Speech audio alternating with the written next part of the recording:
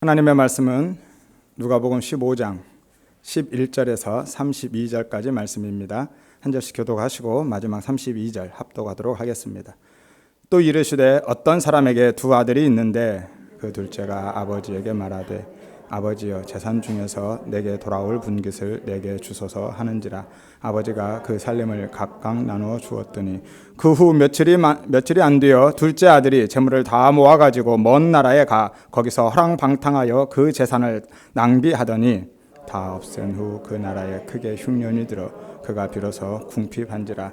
가서 그 나라 백성 중 한 사람에게 붙여 사니 그가 그를 들러보내어 돼지를 치게 하였는데 그가 돼지 먹는 주염 열매로 배를 채우고자 하되 주는 자가 없는지라. 이에 스스로 돌이켜 이르되 내 아버지에게는 양식이 풍족한 품꾼이 얼마나 많은가. 나는 여기서 주려 죽는구나. 내가 일어나 아버지께 가서 이르기를 아버지 내가 하늘과 아버지께 죄를 지었사오니 지금부터는 아버지의 아들이라 일컬음을 감당치 못하겠나이다. 나를 품꾼의 하나로 보소서 하리라 하고 이에 일어나서 아버지께로 돌아가니라. 아직도 거리가 먼데 아버지가 그를 보고 측은히 여겨 달려가 목을 안고 입을 맞추니 아들이 이르되 아버지 내가 하늘과 아버지께 죄를 지었사오니 지금부터는 아버지의 아들이라 일컬음을 감당하지 못하겠나이다 하나 아버지는 종들에게 이르되 제일 좋은 옷을 내어다가 입히고 손에 가락지를 끼우고 발에 신을 신기라. 그리고 살진 송아지를 끌어다가 잡으라. 우리가 먹고 즐기자.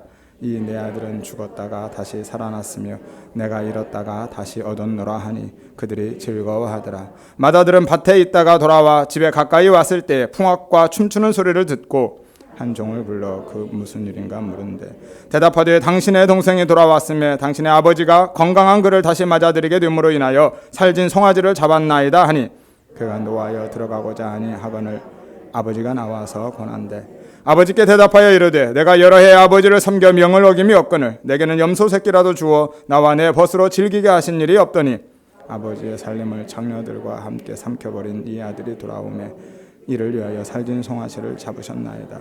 아버지가 이르되 예 너는 항상 나와 함께 있으니 내 것이 다 내 것이로되 이 내 동생은 죽었다가 살아났으며 내가 잃었다가 얻었기로 우리가 즐거워하고 기뻐하는 것이 마땅하다 하니라. 아멘. 여러분 안녕하세요. 반갑습니다. 한 주간도 평안하셨습니까? 오늘 말씀을 오늘까지 마치려고 했는데 한 번 더 나눠야 될 것 같습니다. 아버지가 잃었다가 찾은 또 다른 아들, 또 하나의 아들이 있어서 한 번 더 말씀을 다음에 나누도록 하겠습니다. 누가복음 15장은 바리새인들과 서기관들의 수군거림으로 시작되었다라고 말씀드렸죠. 뒤에서 뒷담화하는 것이 아니라 불평 불만 정도로 끝나는 것이 아니라 예수님을 향하여서 원망을 쏟아놓고 있었던 것입니다. 왜 그랬습니까? 이유가 뭐였어요? 예수님이 세리와 바리새인들을 늘 가까이 하고 그것도 사마리아 사람들을 영접하고 그들과 같이 음식을 먹는다는 것 때문이었죠. 예수님은 사마리아를 여행하는 내내 계속해서 지속적으로 그렇게 세리와 죄인들을 만났고 그들과 밥을 같이 먹었습니다. 2절에 보면 그들을 영접하고 같이 먹는다라는 이 동사가 다 현재형으로 쓰여져 있다 말씀드렸죠. 그러한 행동이 습관적이고 반복적으로 이루어졌다라는 것을 의미했습니다. 그래서 불평하고 그래서 원망했던 것입니다. 예수님께서 그들의 불평과 원망, 불만을 들으시고 그들에게 비유로 말씀해 주신 것이 바로 오늘 본문입니다. 그들이 개취급도 안 했던 사마리아 사람들, 그것도 세리와 죄인들, 그들은 당시에 비난과 정죄와 경멸의 가장 대표적인 사람들이었고 소외된 사람들이었습니다. 오늘 예수님은 그러한 사람들을 둘째 아들 속에 넣어서 바리새인들과 서기관들에게 다시 제시하고 계신 거예요. 너희가 지금 너희의 율법과 관습에 의해서 그 둘째 아들의 행위에 대해 그를 죽이고 싶을 만큼 분노하고 있다는 것을 내가 잘 알고 있다. 맞다. 너희의 말이 맞다. 그는 돌에 맞아 죽어 마땅한 자다. 그러나 하나님 아버지는 그들 중에 한 사람도 잃어버리기를 원치 않는다. 다시 찾기를 기뻐하신다. 그 아버지의 은혜와 사랑 그리고 죄와 허물까지도 모두 덮을 만큼 크고 위대한 그 사랑을 그들에게, 바리새인들과 서기관들에게 가르쳐 주고 계신 것이죠. 그러니까 오늘 예수님은 단순히 우리가 회개하면 하나님께서 다 용서해 주신다라는 교훈을 우리에게 주고 계신 것이 아닙니다. 하나님 아버지를 계시해 주고 계신 거예요. 하나님 아버지가 어떤 분이신지, 그분이 무엇을 기대하시고 원하시는지, 하나님이 정말 기뻐하시는 것은 무엇인지를 말씀해 주고 하나님이 누구인지를 보여주고 계신 것이죠. 예수님을 원망하고 있는 이 바리새인들과 서기관들 뿐만이 아니라 예수님 앞에 있는 모든 사람들, 세리와 죄인들, 그리고 예수님의 제자들에 이르기까지 예수님께서 그 하나님에 대해서 말씀해 주고 계신 것이죠. 하나님이 어떤 분이신지에 대해서 세 가지 예를 들어서 말씀하고 계십니다. 잃은 양, 잃어버린 드라크마, 그리고 오늘 본문에 잃어버린 아들들에 대해서 반복적으로 그리고 점층적으로 설명해 주고 계신 것이죠. 잃어버린 양 100분의 1이었습니다. 잃어버린 드라크마 10분의 1이죠. 오늘 잃어버린 탕자 둘째 아들 2분의 1입니다. 그렇게 점층적으로 동물, 돈, 사람 그렇게 강조해 가면서 설명해 주고 계신 것이죠. 그래서 이 세 비유는 하나의 비유였습니다. 따로 내용을 나누어서 설명할 수 없는, 하나로 보는, 하나로 말씀을 봐야만 하는 그러한 내용이죠. 그래서 이 비유가 탕자의 비유 혹은 두 아들의 비유가 아니라 아버지의 비유라는 것입니다. 둘째 아들은 그렇게 자신의 의지, 노력이 아닌 외부에서 침투해 들어온 은혜의 결과로, 다시 얘기해서 그를 찾는 아버지의 그 마음이 그에게 전달되어서, 또는 성령님이 그의 죄를 깨닫게 하시고 생각나게 하시고 자각하게 하셔서 자신의 돼지된 모습을 발견하게 하자 비로소 아버지가 생각난 거예요. 그 전까지는 돈이 있을 때뿐만이 아니라 돈이 없어서 돼지 우리 속에서 돼지와 쥐염열매 쟁탈전을 벌이는 그 상황 속에서도 아버지에 대한 생각이 없었습니다. 그런데 하나님의 마음이 그에게 전달되고 성령님께서 그의 죄를 생각나고 깨우쳐 주시자 비로소 아버지가 생각난 것이죠. 아버지가 보인 것입니다. 이 세상에 돼지우리고 그동안 추구한 모든 것들이 돼지가 먹는 쥐염열매이며 자신이 내가 바로 돼지였다라는 것을 깨닫게 된 것이고, 그래서 비로소 아버지가 보이게 된 것이죠. 돼지 같은 세상 속에서 눈을 들어서 아버지를 바라보게 된 것입니다.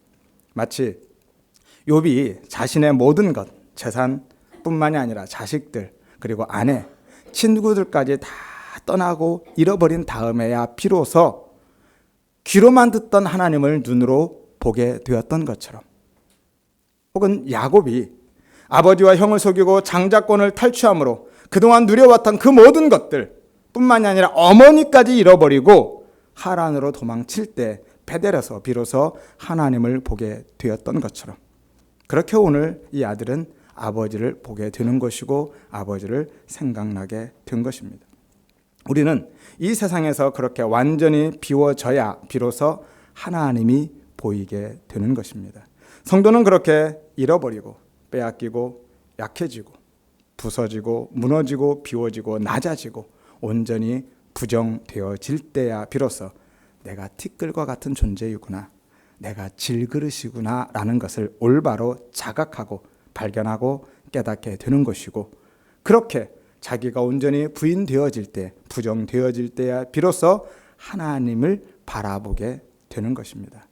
그래서 성도는 구원받은 이후에도 계속해서 자신의 무력함 혹은 무능함, 불가능함과 돼지됨을 폭로당하게 되는 거예요. 나는 괜찮은 사람이야, 점점 발전하고 있어, 이만하면 됐지, 그런 생각을 갖는 것이 아니라 나는 왜 이 모양일까? 진짜 나는 안 되는구나. 은혜 아니면 나는 소망이 없구나 라는 생각을 갖게 되는 것이고, 그렇게 자기가 비워져 가는 것입니다. 다른 사람들에게 어떻게 보일지 몰라도 자신에게 있어서는 그렇게 되는 거예요. 이것이 바로 은혜를 경험한 사람에게 나타나는 한결같은 모습입니다. 바울의 고백을 보십시오. 로마서 7장 23절에 보면 오라 나는 곤고한 사람이라, 누가 이 사망의 몸에서 나를 건져내겠느냐. 디모데전서 1장 15절에 죄인 중에 내가 괴수다 라고 바울은 고백합니다. 우리가 그토록 추앙하는 이런 바울조차도 정말 믿음의 대가라고 하는 신약 성경의 대부분을 쓴 이 바울조차도 하나님 앞에서는, 그리고 자기 자신에 대해서는 그렇게 한없이 약해지고 부서지고 자신의 무능함, 무력함, 불가능함이 계속 드러나고 있는 거예요. 그렇게 자기 부인이 이루어지는 것입니다. 오늘 둘째 아들도 그랬습니다. 21절을 보십시오. 아버지, 내가 하늘과 아버지께 죄를 지었사오니 아버지의 아들이라 일컬음을 감당하지 못하겠습니다. 이 감당한다라는 것은 그럴 가치가 없다라는 거예요. 나는 그럴 만한 가치가 없습니다. 비로소 자기가 무너져 내린 것이고 자기가 그렇게 부인되고 부정된 것이죠. 이것이 바로 오늘 우리에게, 성도에게 동일하게 요구되어지는 자기 부인의 고백인 것입니다. 마태복음 16장 24절에 뭐라 말씀합니까? 우리 주보 일면 맨 아래에 기록되어 있죠. 누구든지 나를 따라오려거든 자기를 부인하고 자기 십자가를 지고 나를 따를 것이라 라고 말씀합니다. 자기가 부인되어지지 않으면 십자가를 질 수도, 예수 그리스도를 따르는 제자의 삶을 살아갈 수도 없다라는 것이죠. 이것이 신앙입니다. 내가 부인되어지지 않고는 누구도 믿음으로 살아갈 수 없다라고 말씀합니다. 하나님 아버지의 은혜를 경험한 사람은 그렇게 자신은 한없이 작아지고 온전히 부인되어지는 것이죠. 그리고 오직 하나님만 바라보고 오직 은혜만 붙들고 하나님 앞에 나아가게 되어 있습니다. 19절을 보십시오. 나를 품꾼의 하나로 보소서. 그렇게 고백합니다. 시편 84편 10절에 보면 고라자손의 고백이 나오는데 주의 궁정에서 한 날이 다른 곳에서 첫날보다 나은즉 악인의 장막에 사는 것보다 내 하나님 성전에 문지기로 있는 것이 좋다라고 고백합니다. 악인의 장막에서 첫날을 사는 것보다 하나님의 성전 문지기로 사는 것이 좋다라고 고백하게 되는 것이죠. 그러나 그 은혜를 알지 못하면, 그 은혜를 경험하지 못하면 오늘 본문의 바리새인들, 서기관들처럼 도대체 왜 저런 놈들을 만나는 거야? 왜 저런 사람들하고 밥을 같이 먹지? 라고 원망과 불평을 쏟아놓고 다른 사람들을 판단하고 정죄하게 되는 것이죠. 그들이 하나님 앞에서 얼마나 교만했고 자신만만했는지 아십니까? 누가복음 18장 11절에서 12절에 보면 바리새인들의 기도가 나오는데요. 하나님, 나는 다른 사람들 곧 토색 불이 가늠하는 자들과 같지 않고 이 세리와도 같지 아니함을 감사합니다. 나는 일회에 2번씩 기도하고 또 소득의 11조를 드립니다. 라고 기도합니다. 그러면 이게 기도입니까? 자기 자랑이죠. 기도가 아닙니다. 그래서 그들이 행한 모든 선한 일들, 종교적인 행위들이 전부 다 자기 이름, 자기 평판, 자기 가치를 위한 것이었던 것이죠. 결국 그 모든 것들을, 그렇게 열심을 낸 종교적인 열심과 선하고 의롭게 보이는 그러한 삶들이 결국은 자기 자랑, 자기 의로 차곡차곡 쌓고 있었던 것에 불과하다라는 거예요. 은혜를 모르면, 은혜 없이 행하면 결국 그렇게 되는 겁니다. 따라서 은혜가 먼저이고 은혜밖에 없는 것이죠. 그 은혜를 사모하시기를 바랍니다. 돼지우리 같은 이 세상과 쥐염열매 같은 세상 것들, 그리고 돼지 같은 나를 발견하고 깨달을 수 있는 은혜 주시기를, 그리하여서 우리 모두가 이러한 고백이 있기를 소원합니다. 둘째 아들과 고라자손 같은 고백이 바로 내 고백, 우리 모두의 고백이 되기를 주의 이름으로 축원드립니다. 아버지에 의해서 찾아진 이 둘째 아들이 그렇게 돌아옵니다. 하지만 사실 그렇게 돌아온다라는 것은 쉬운 결정은 아니었습니다. 왜냐하면 단순히 아들됨을 포기하고 돌아오는 게 아니에요. 돌아올 때 자신의 목숨까지 포기해야만 했기 때문입니다. 율법에 의하면 그가 동네에 들어서는 순간 그는 돌에 맞아 죽는다는 것을 이 장성한 아들이 모를 리가 없거든요. 누구보다도 잘 알고 있습니다. 그러니까 이 아들은 지금 자신의 목숨 걸고 돌아오는 거예요. 목숨을 포기한 것이죠. 죽을 각오로 돌아오는 것입니다. 어떻게 그렇게 될 수 있었을까요? 그가 이제는 완전히 부인되어졌기 때문에, 자신이 완전히 부정되었기 때문에 나는 맞아 죽어도 아버지께 돌아가겠다라고 결심한 것이죠. 그런데 놀라운 일이 일어납니다. 20절을 보십시오. 아직도 거리가 먼데 아버지가 그를 보고 측은히 여겨 달려가 목을 안고 입을 맞추었다라고 말씀하죠. 이 짧은 한 구절을 통해서 아버지가 아들을 기다리는 그 아버지의 마음이 얼마나 간절했는지, 그리고 그를 맞이하는 아버지의 기쁨이 얼마나 컸는지, 또는 아들을 용서하고 지켜내는데 얼마나 아버지가 적극적이었는지를 발견할 수가 있습니다. 아직도 거리가 먼데 아버지는 멀리서도 아들을 단 한 번에 알아봅니다. 지금 아들이 가까이 온 상황이 아닙니다. 아들은 동구 밖에서 마을 어귀에 들어선 그런 순간이에요. 평소 모습과는 아들이 완전히 달랐을 겁니다. 집을 나갈 때 모습과는 천지 차이죠. 거지도 그런 상거지가 없는 상황입니다. 아버지가 생각했던 것보다 아들의 모습은 상상할 수 없을 만큼 훨씬 더 초라하고 초췌한 모습이었을 거예요. 그리고 이 아들이 언제 돌아온다라는 이런 기약도 없었기 때문에 이 아버지가 멀리 있는 아들을 발견하고 한눈에 알아본다라는 것은 쉬운 일이 아닙니다. 따라서 이 아버지는 어느 날 그냥 우연히 앞마당에 나왔다가 이렇게 보니까 누가 오네? 내 아들이네? 이렇게 발견한 게 아니에요. 그렇게 발견했다면 그가 아들인지도 몰라봤을 거예요. 알 수가 없습니다. 워낙 많이 달라졌을 것이기 때문에. 아버지는요, 아들이 집을 나간 순간부터 아들의 삶에서 단 한순간도 눈을 떼신 적이 없다라는 거예요. 눈을 뗀 적이 없습니다. 시편 139편 8절에서 10절에 다윗이 고백합니다. 내가 하늘에 올라가도 하나님은 거기 계시고, 내가 스올 지옥의 자리를 펴도 하나님은 거기 계신다. 내가 새벽 날개를 쳐서 바다 끝에 가서 거해도 하나님은 거기서도 주의 손으로 나를 인도하실 것이고 주의 오른손으로 나를 붙드신다라고 고백하고 있습니다. 하나님은 그런 분이십니다. 한순간도 우리에게서 눈을 떼지 않으시고 우리가 어디에 있든지 하나님께서 우리를 지키시고 붙드시고 인도하시는 분이심을 믿으시기를 바랍니다. 그 아버지가 바로 우리 아버지, 우리 하나님 아버지시라는 거예요. 하나님 아버지는 졸지도 주무시지도 않고 매 순간에 우리와 동행하시고 우리를 지키고 보호하시고 그렇게 인도하실 뿐만이 아니라 가장 중요한 것, 하나님의 은혜 없는 세상이 돼지우리고 그 세상의 모든 것들, 우리가 그동안 하나님 은혜 없이 내 욕심으로 추구했던 그 모든 것들이 돼지 먹이인 쥐염 열매이고 하나님의 품, 그 은혜를 떠나 내 마음대로 사는 삶이 결국은 돼지의 삶이었다라는 것을 깨닫게 해주신다라는 거예요. 그러면 아버지가 왜 달려갔습니까? 왜 달려갔어요? 그토록 기다리던 아들이니까 당연히 달려갔죠 라고 대답한다면 틀린 대답은 아니지만 별 생각 없는 혹은 참 멋없는 대답입니다. 뭐 이런 것 같아요. 자기야, 달이 참 밝다, 그치? 보름달이니까 밝지. 왜 이렇게 더워? 너무 덥다, 그치? 여름이니까 덥지.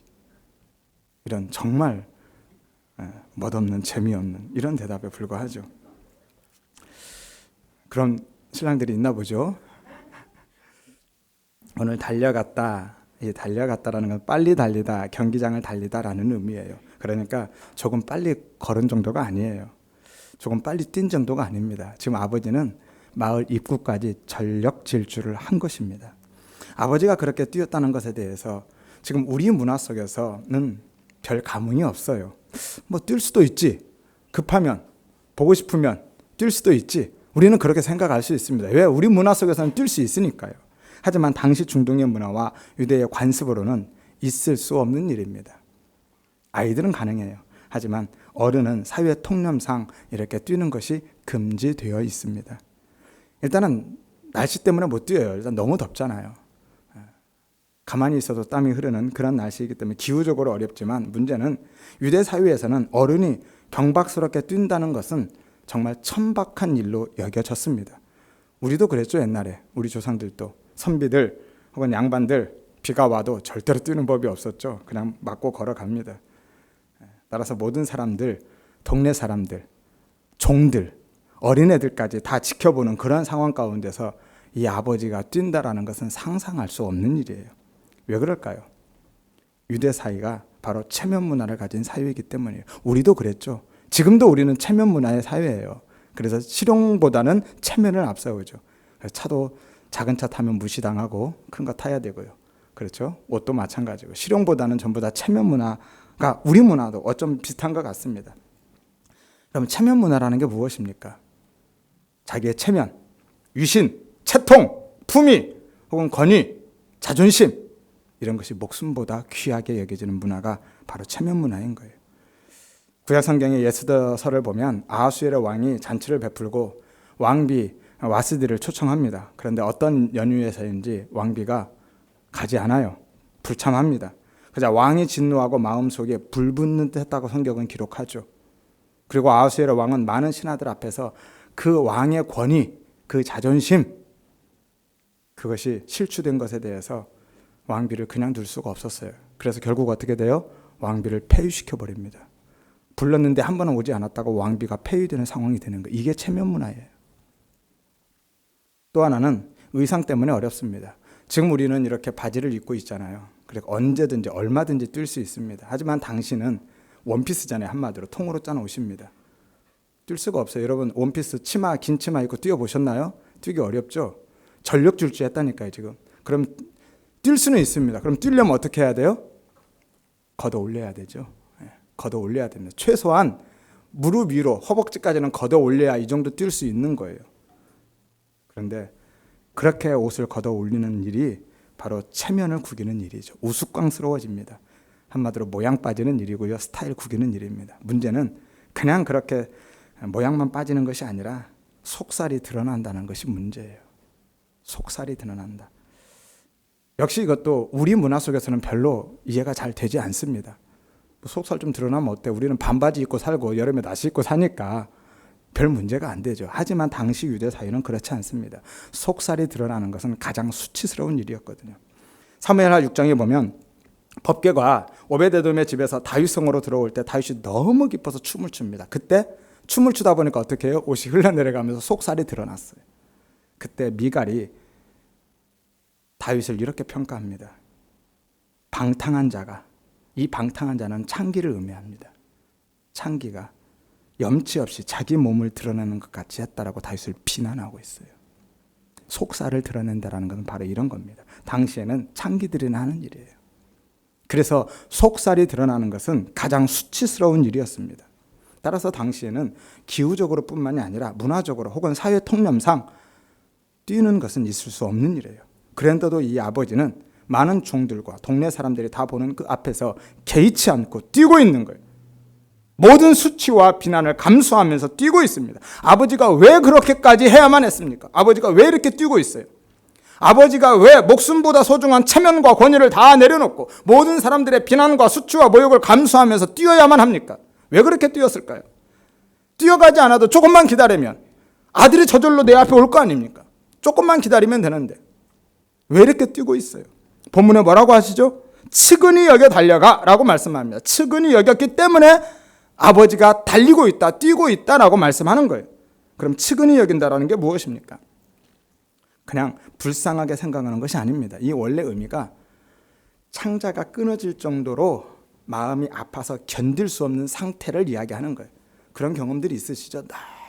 너무 마음이 아파서 정말 내 내장이 끊어질 것 같은 그런 고통. 이걸 우리말로 애간장이 탄다 혹은 녹는다 그러죠. 애는 우리 창자의 순 우리말입니다. 간장은 간이고요. 그러니까 이 내장이 다 끊어지고 녹아내리는 것 같은 그런 애끓는 마음이 지금 이 아버지 안에서 불같이 일어나고 있다는 거예요. 아들을 보자마자. 왜 그랬을까요? 반가워서가 아닙니다. 기뻐서가 아니에요. 아들을 보자마자 그 내장이 녹을 것 같은 그런 애끓는 마음이 일어난 것은 아들을 본 그 기쁨의 눈물, 그것이 아니라는 거예요. 그런 애끓는 마음으로 왜 달려갔냐면 아들을 살리고 아들을 지켜내기 위함인 거예요. 가족 중 한 사람의 잘못은요, 집안 전체의 수치뿐만이 아니라 마을 전체의 수치입니다. 한 마을에 숨겨지는 비밀은 없거든요. 작은 아들의 이러한 행동은 금방 온 마을에 퍼졌을 것이고요. 마을 전체에 심각한 영향을 주었을 것입니다. 만약에 그 아들을 내버려 둔다면 다시 부모를 대적하고 부모의 권위에 도전하는 아들들을 징계할 명분을 상실합니다. 또한 다른 마을 사람들에게 그 마을 전체가 손가락질을 당하고 비난을 받을 것입니다. 따라서 마을 사람들은 이 작은 아들을 못 본 채 하고 내버려 둘 수가 없었습니다. 우리나라도 옛날에 그랬죠. 옛 어른들이 불효자식이나 정말 큰 범죄를 저지른 아이들은 멍석마리를 해서 동네 차원에서 그 죄를 다스렸었죠. 지금은 멍석마리 이런 거 하면은 큰일 나죠. 옛날에는 그랬습니다. 당시에 그랬던 거죠. 따라서 누구든지 이 아들을 발견하면 침을 뱉고 돌을 들어 칠 수 있었으면, 아니 쳐야만 했습니다. 그리고 그것은 누구도 항의할 수 없는 정당한 일이고 율법을 지키는 일이에요. 하나님이 그렇게 명령하셨기 때문에 그렇게 해야만 했습니다. 이 사실을 누구보다도 아버지가 잘 알고 있는 거예요.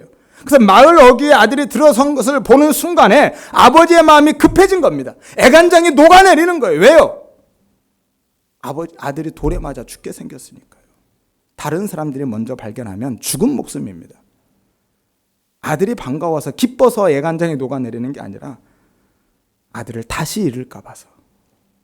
그래서 아버지가 그렇게 뛴 겁니다. 체면과 채통과 모든 품위, 권위, 자존심 다 내던지고 달려간 거예요. 아들을 지키기 위해서, 아들을 살리기 위해서 아버지는 뛰고 또 뛰었던 것이죠. 마치 좋은 진주를 발견한 진주장사처럼 자기 모든 것을 그렇게 다 내어주고 아들을 구해오는 것입니다. 아버지는 그렇게 달려가서 그 아들을 끌어안고 입을 맞춥니다. 당시의 입맞춤은 발이나 손등, 이마 이런 곳에 입을 맞추는데요. 위치에 따라서 의미가 다 다릅니다. 항복이나 경배 혹은 존경 혹은 애정의 의미들을 담고 입맞춤을 하는데요. 본문에서는 용서의 의미로 입맞춤을 하는 것입니다. 창세기 45장 15절에 보면 요셉이 자기를 팔아넘긴 형제를 용서할 때 입을 맞추죠.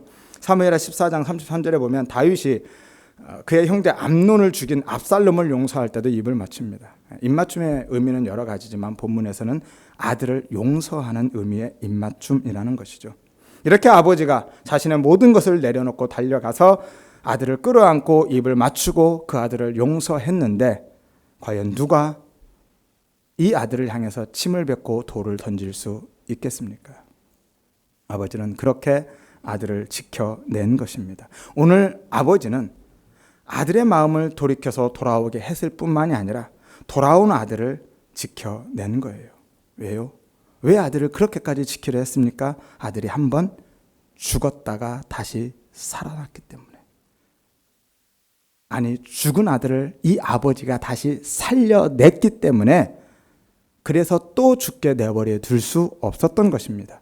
24절을 한번 보십시오. 이 내 아들은 죽었다가 다시 살아났으며 내가 잃었다가 다시 얻었노라. 32절에도 동일한 말씀이 있죠. 그런데 한번 생각해 보세요. 아들이 언제 죽었습니까? 죽은 적 없잖아요. 그렇죠? 아들은 죽은 적 없습니다. 그런데 아버지는 죽었다가 살아났다. 아니, 내가 살려냈다라고 말씀하고 있어요. 아들은 그냥 집을 나갔다 돌아왔을 뿐인데 아버지는 그것을 죽었다가 살아난 것이다 라고 말씀하고 있다는 거예요. 그러니까 아버지를 떠나서 집을 나간 것은 죽은 것이고 다시 아버지 품으로 돌아온 것은 살아난 것이다 라고 아버지가 말씀하고 있는 것이죠. 여러분, 죽음이 뭡니까? 죽음이 뭘까요? 육체와 영혼이 분리되는 것, 그게 죽음이죠. 그것은 그냥 우리의 몸의 죽음입니다. 우리 육신의 죽음이죠. 하지만 영적인 죽음은요, 하나님과 내가 분리되는 것이 바로 영적인 죽음입니다. 하나님과 분리되면 죽는 거예요. 그 은혜와 분리되면 그것이 죽는 겁니다. 창세기 2장 17절에 보면 선악을 알게 하는 나무의 열매를 먹지 말아라. 내가 먹는 날에는 어떻게 된다고요? 반드시 죽을 것이다. 반드시 죽을 것이다. 근데 아담과 하와가 죽었어요? 먹고 그 자리에서 죽었습니까? 안 죽었죠. 얼마를 더 살았어요? 아담이 몇 세에 죽었습니까? 초등학교 주일학교 성경 퀴즈 문제인데 930세에 죽었죠. 세상에. 수백 년, 거의 1000년을 살은 거예요.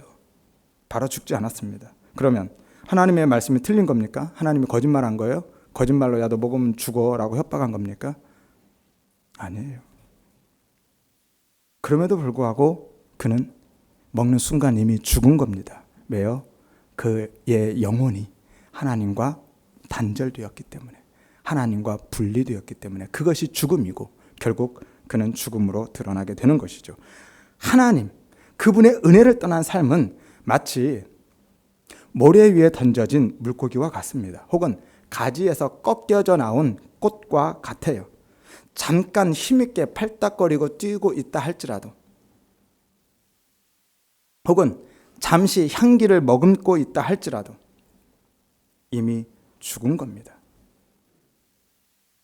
영원한 삶에 비하면 우리의 인생 100년의 세월은요, 아니 1000년을 산다 해도 그보다 짧은 시간에 불과합니다. 물고기가 모래 위에서 잠시 팔딱거리고 뛰는, 혹은 꺾여져 나온 꽃이 잠시 그의 아름다움과 향을 품고 있는 그 시간보다 짧은 거예요. 우리의 인생이 그렇습니다. 정말 일장춘몽과 같은 거예요. 그렇게 하나님을 떠나면, 하나님의 은혜에서 단절되면, 하나님과 우리가 분리되면 우리는 이미 죽은 목숨이고 죽은 것입니다. 살아도 살아있다라고 할 수가 없는 거예요. 백사장의 모래 위에 던져진 물고기는 아무리 움직이고 있어도 이미 죽은 거예요. 가지에서 꺾여 나오는 꽃은 아무리 향기가 있어도 이미 죽은 겁니다. 아버지께 돌아가야만 생명이 있음을 믿으시기를 바랍니다. 그래서 둘째 아들도 자기 마음대로 살겠다고 아버지를 떠난 그 순간, 아버지의 그 은혜의 품을 떠난 그 순간 이 아들은 죽은 겁니다. 그런데 아버지가 그에게 찾아가서 성령님을 통해 그의 아버지의 마음을 그에게 전달하셔서 그가 아버지께 돌아오게 하셨고 그를 다시 살려낸 거예요. 꺾여진 가지는 젖붙임을 다시 당해 받아야 비로소 살아나는 것이거든요. 아버지께 돌아가야 사는 겁니다. 그래서 아버지는 그가 이미 죽었다가 살았다라고 선언하신 거예요. 아들은 그렇게 아버지 은혜로 다시 살아났기 때문에 율법에 의해서 그 아들이 다시 죽게 내버려 둘 수 없었던 것입니다. 그리고 제일 좋은 옷을 내어다 입히고 손에 가락지 반지를 끼우고 발에 신을 신겨버리는 거예요. 옷은 신분을 의미합니다. 자녀의 신분. 그리고 반지는 권위 혹은 자녀의 특권을 의미하고요. 신은 주인의 자리를 의미합니다. 당시에 종이나 손님은 집안에서 신발을 신지 않았습니다. 주인만 신고 다녔거든요. 그러니까 아버지는 지금 이 둘째 아들에게 자녀의 신분과 특권을 모두 다 온전히 회복시켜주고 있는 것이고 나아가서 주인의 자리까지 내어주고 있는 겁니다. 그런데 성경은 그것을 구원이라고 하는 거예요. 이것을 복음이라고 하는 것입니다. 골로새서 2장 13절을 보십시오. 또 범죄와 육체의 무한례로 죽었던 너희를 하나님이 그와 함께 살리셨다. 이미 죽었던 우리를 하나님이 살리신 겁니다. 이게 복음이고 이게 구원인 거죠. 우리가 언제 죽었습니까? 저는 멀쩡히 살아있잖아요. 죽은 적 있습니까? 이 둘째 아들처럼? 아니죠. 살아있습니다. 그러나 우리는 이미 죽었던 사람들, 이미 죽은 사람들이었습니다. 왜요? 선악과를 먹었을 때 우리 모두는 태어나면서부터 선악과를 입에 물고 태어났잖아요. 이미 우리는 죽은 사람들이었어요. 죄와 허물로 죽었던 너희를, 죽을 수밖에 없는 우리가 아닙니다. 이미 죽었던 우리예요. 죽었던 우리를 하나님이 살리신 거예요. 그렇게 하나님과 단절된 채로 돼지우리에서 돼지처럼 죽은 자로 살아가고 있을 때 하나님께서 그렇게 먼저 우리를 찾아오셔서 우리를 살려주신 겁니다.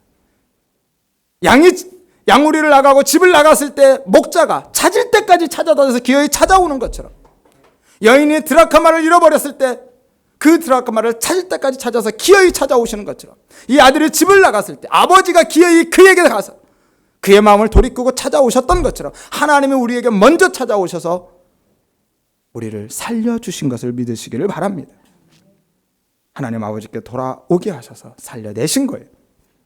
그리고 율법에 의해서 다시 정죄받고 죽임을 당해야 하는 그 순간에도 오늘 둘째 아들에게 그렇게 하셨던 것처럼 아버지가 모든 것을 다 내려놓고 당신의 독생자 예수 그리스도까지 내어주시면서 십자가의 은혜와 그 수모와 정죄를 당하게 하심으로 우리를 다시 살리시고 율법의 정죄, 죽음으로부터 우리를 지켜내신 겁니다. 이것이 복음이고 이것이 우리의 구원인 것이죠. 율법에 의하면, 율법대로 한다면 용서받을 수 없는, 당연히 돌에 맞아 죽어야만 마땅한 이 둘째 아들을 아버지가 용서해 버리셨습니다. 그런데요, 여기서 문제가 생겨요. 아버지가 용서하는 것은 사실은 율법에 위배되는 행위거든요. 말씀드렸잖아요. 하나님께서는 율법을 통해서 명령하셨습니다. 이런 자들은 어떻게 해야 된다고요? 돌로 쳐 죽여야 된다고. 그게 율법이거든요. 그러니까 지금 아버지는 아들을 용서해 했을 때 이미 율법을 어긴 게 되는 거예요. 아버지가 율법을 범해버린 겁니다. 아버지가 율법을 파기해버린 거예요. 그러면 어떻게 돼야 됩니까? 율법을 범한 아버지가 죽어야 하는 거예요. 죄인을 그냥 용서해버리면 하나님의 공의를 이룰 수가 없습니다. 하나님은 사랑의 하나님이시지만 공의의 하나님이시거든요. 그래서 그냥 용서하실 수 없어요. 누군가는 대가를 지불해야만 합니다. 그래서 그때 아버지가 둘째 아들을 대신해서 죽으신 거예요. 그리고 아들을 살리신 겁니다. 아버지의 생명으로 이 아들의 생명과 맞바꾸신 거죠. 이게 공의인 것입니다. 아버지가 언제 죽었습니까? 이 아버지가 언제 죽었어요, 그러면? 아들을 향해서 달려갔을 때 아버지는 죽은 것입니다. 온 동네 사람들의 웃음거리가 되므로 그 아들을 대신해서 아버지가 죽는 거예요. 그래서 동네 사람들이 아무도 이 아버지를 향해서 시비를 못 걸은 겁니다. 왜요? 아버지가 대신 죽었으니까. 참여문을 하겠잖아요. 수치와 수모, 그것을 당하는 것은 죽음보다 더 큰 고통이고 더 큰 형벌입니다. 아버지는 그 형벌을 이미 받았어요. 아들을 위해서. 당시의 사회 문화 속에서는 아버지가 아들을 위해서 당한 그 수치와 수모가 그렇게 죽음보다 더 큰 형벌로 여겨졌기 때문에 동네 사람들이 왜 아들을 그냥 용서해버리느냐? 당신은 왜 율법을 어겼느냐라고 항의할 수 없었다라는 거죠. 여러분, 하나님도 그렇게 하셨습니다. 하나님이 우리를 살리시기 위해서 하나님이 죽으셨어요. 하나님이신 예수님이 우리를 살리기 위해서 십자가에서 그 죄를 짊어지고 우리를 위해 대신 죽으셨다니까요. 십자가에서 당신의 모든 체면과 자존심, 영광과 권위를 다 내려놓으셨습니다. 그리고 모든 사람들의 비난과 손가락질 당함, 조롱과 수치, 모욕을 그분이 다 당하셨어요. 우리가 당해야 될 그 모든 수치와 모욕, 그 손가락질 비난을 주님이 다 당하셨어요. 우리를 대신해서 그렇게 죽으셨습니다. 당신의 생명을 내어주고 우리를 살리신 것이고 당신의 생명과 우리의 생명을 맞바꾸신 것이죠. 그러니까 당신의 생명으로 우리의 생명을 사신 것입니다. 사도행전 20장 28절을 보십시오. 하나님이 자기 피로 교회를, 성도를 사셨다라고 말씀합니다. 예수님도 하나님이시거든요. 삼위일체의 하나님이십니다. 그래서 예수님이 자기 피로 사셨다라고 하지 않으시고 하나님이 자기 피로 사셨다라고 말씀하시는 거예요. 하나님이 그렇게 하셨습니다. 하나님이 우리를 위해서 죽으신 거예요. 오늘 아버지가 아들을 위해서 그렇게 자기의 모든 것을 내어주었고 당신이 죽었던 것처럼 하나님이 그렇게 하셨어요. 그래서 우리 안에 여전히 돌에 맞아 죽어야 할 마땅한 죄와 허물들이 그대로 살아있음에도 불구하고 내 안에 여전히 가라지와 돌과 가시들이 있음에도 불구하고 우리가 지금도 살아있는 것이고 앞으로도 살아가는 것입니다. 우리가 잘나서 우리가 율법을 잘 지켜서 우리가 믿음 생활 잘하고 깨끗하고 거룩하고 순결하게 정결하게 살아서 우리가 종교 생활 잘해서가 아니라 아버지가 나를 대신해서 죽으셨기 때문에 우리가 사는 거예요. 이것이 구원이고 이것이 복음임을 믿으시기를 바랍니다. 예수 그리스도의 그 십자가의 은혜로 인하여서 우리가 율법에 지고 있는 죄의 채무, 그 채무가 그 십자가의 은혜로 완전히 도말된 것입니다. 다시 하나님의 자녀로서의 신분, 특권이 회복되었고 자녀로서의 풍성한 삶이 다시 우리에게 주어진 것이죠. 이것이 하나님 아버지께서 당신의 모든 것, 독생자 예수 그리스도까지 내어주심으로 우리에게 베풀어 주신 은혜의 선물인 것이고 구원의 은혜임을 믿으시기를 바랍니다. 오늘 이 비유는 이렇게 아버지의 은혜와 예수 그리스도의 십자가 구원에 대해서 말씀하고 있는 것이지 결코 우리의 자발적이고 그 기특한 회개에 대해서 이야기하고자 하는 것이 아니에요. 그렇게 된다면 만약에 우리의 자발적이고 기특한 그 회개에 대해서 이야기하는 것이라면 구원의 주도권이 우리에게 있는 것이 되기 때문입니다. 여러분, 구원의 주도권은 우리에게 없습니다. 구원의 주도권은 누구에게 있다고요? 하나님께 있는 거예요. 하나님께만 있습니다. 이 아들이 스스로 돌아온 것이 아니라 하나님, 이 아버지가 그를 찾아오신 거라니까요. 잃은 양을 찾아오는 것처럼, 잃어버린 드라크마를 찾아내는 것처럼 이 세 비유가 동일한 하나의 비유이기 때문에 앞에서의 해석과 이 뒤의 해석을 달리할 수가 없습니다. 같은 해석을 가야 되는 거예요. 그러니까 이 잃어버린 아들도 스스로 돌아온 게 아니라 아버지가 찾아오신 거예요. 양이 스스로 돌아오거나 동전이 스스로 돌아온 게 아니듯이 아들도 스스로 돌아온 게 아니라 아버지가 찾아내신 것이고 찾아오신 것입니다.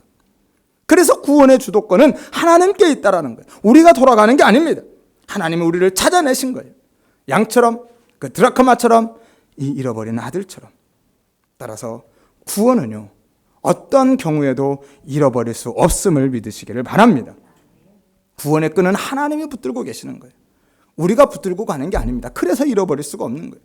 마치 유원지에 가서 아이들의 손을 부모가 붙들고 가듯이, 그러면 이 아이는 발에 뭐가 걸려 넘어져도 그 손에 대롱대롱 매달려 있지 아버지 손에서 떨어지지 않습니다. 아이들이 붙들고 가면요, 사람들이 조금만 빌려도 그냥 그 손을 놓아버리게 되는 것이죠. 구원이 그런 겁니다. 우리가 붙들고 가는 게 아니에요. 하나님이 우리를 붙들고 계시기 때문에 그 구원은 잃어버리지 않음을 믿으시기를 바랍니다. 그래서 우리는 우리의 믿음을 지키고 말씀을 따라서 살아가는 것, 그것은 구원받기 위해서 혹은 구원을 유지하기 위해서 그러는 것이 아니에요. 세상의 종교와 기독교의 가장 큰 차이점 또 하나가 바로 여기에 있는 겁니다. 세상의 모든 종교들은 먼저 사람이 신을 찾아가요. 자기의 유익과 자기의 필요를 위해서 신을 찾아갑니다. 하지만 우리는 하나님이 우리를 먼저 찾아오셨다니까요. 그리고 또 하나의 차이점은 내가 구원을 붙들고 구원을 확보하고 구원을 쟁취해내는 것이 아닙니다. 내가 구원을 이루어가는 것이 아니라 하나님이 우리에게 구원을 은혜의 선물로 주시는 것이고, 따라서 우리는 신앙생활을 하는 것, 믿음으로 살아가는 것, 말씀을 따라가는 것은 구원을 얻기 위함도 아니고 받은 구원을 유지하기 위함도 아닙니다. 이 구원은 상실되지 않는다니까요. 그러면 왜 우리는 믿음으로 살아갑니까? 구원받기 위함이 아니고 구원을 유지하기 위함이 아니라 이미 구원받았기 때문에, 구원의 은혜를 선물로 받았기 때문에, 이미 우리가 하나님의 자녀가 되었기 때문에 그 자녀된 신분에 맞는 수준으로 살아가는 것뿐인 거예요. 그 은혜에 감사해서 아버지를 닮아가는 삶을 사는 것뿐이지, 결코 우리는 우리의 수준으로 내가 구원을 지켜가겠다, 내가 구원을 유지해 가겠다라고 신앙생활하는 것이 아니라는 겁니다. 여러분, 이 구원의 은혜가 감격스럽지 않으십니까? 이 복음이 정말 눈물 나도록 감사하지 않으십니까? 구원은요, 우리의 감정이나 우리의 상태, 우리의 수준, 우리의 능력, 우리의 의지에 의해서 변경되지 않습니다. 정말 감격스러운 선언이시죠.